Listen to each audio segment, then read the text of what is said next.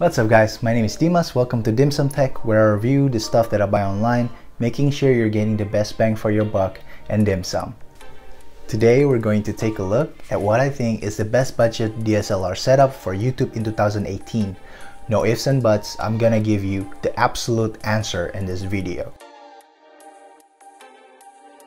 Let's talk about the body first. The best DSLR body that you can get right now for making YouTube videos is a Canon SL2, which you can pick up for brand new at around 500 bucks. This guy is so tiny and light, but Canon managed to pack all kinds of features in this tiny budget DSLR. Thank you, Canon. This is a 24.2 megapixel APS-C crop sensor camera, which is important because the lens that I'm going to recommend is primarily made to be used with these crop sensor Canon cameras. The main feature of this DSLR is the flip-out touchscreen. Not all of us vlog, but there are times when you will have to film yourself. Or if you are filming somebody, sometimes they will ask you, how do they look?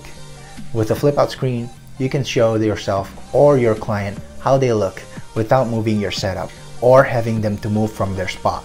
Also, the screen is a capacitive touchscreen, which allows us to simply tap the screen to choose our focusing points, navigate through the menus and options with ease. The Canon SL2 also has a dual pixel CMOS autofocus with face detection. To make it simple, it will autofocus just fine when you are making videos and trying to track yourself or an object.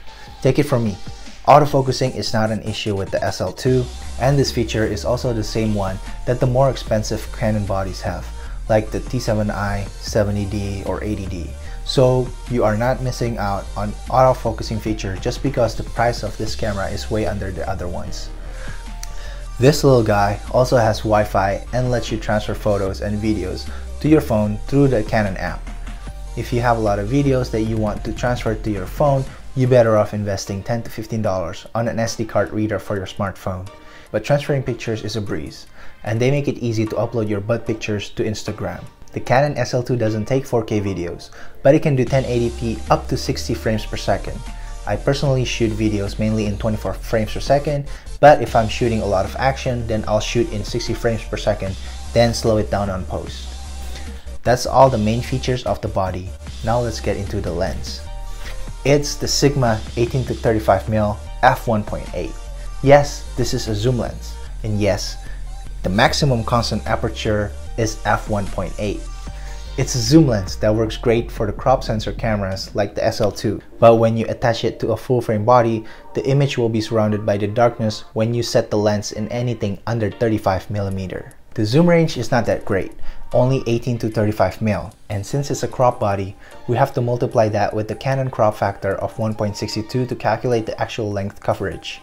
18-35mm in a crop body is equivalent to 29-57mm coverage. Don't let that discourage you, because the Canon SL2 has a feature that gives you a digital zoom option, so you can get the extra range. F1.8 means that you have a lot of light that comes into the camera.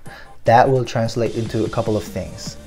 Number one, you will not have to crank up the ISO in the darker situations. As you know, the higher ISO we use, the higher the noise in the image. Number two, more bokeh. Bigger aperture will mean you will have a thinner depth of field, giving you that nice blurry background cinematic look when the aperture is wide open. The first downside of the setup.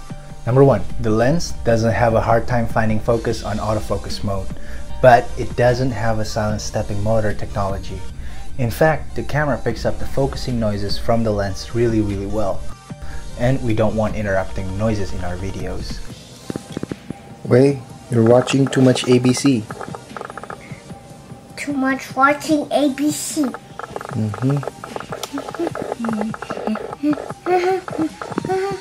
There's a couple of workarounds for this problem. Solution number one is to use manual focusing on the video. Solution number two is to use an external microphone or a lapel mic that connects directly into the camera. If you choose to use an external mic, such as a Rode Video Mic Go, the mic will sit on top of the camera and not pick up the noise of the lens. You pura-pura you. Papa recording. Downside number two is the body costs 500 bucks, but the lens costs 650 bucks. It's on the more expensive side of lens, but I guarantee you, you will like this. This lens serves a lot of purpose. With the f1.8, you can't beat that price. This video is about saving money.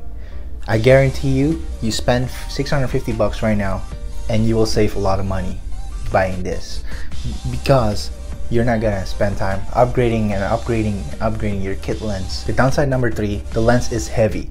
It has a lot of metal parts, but that only means that the build quality is superb.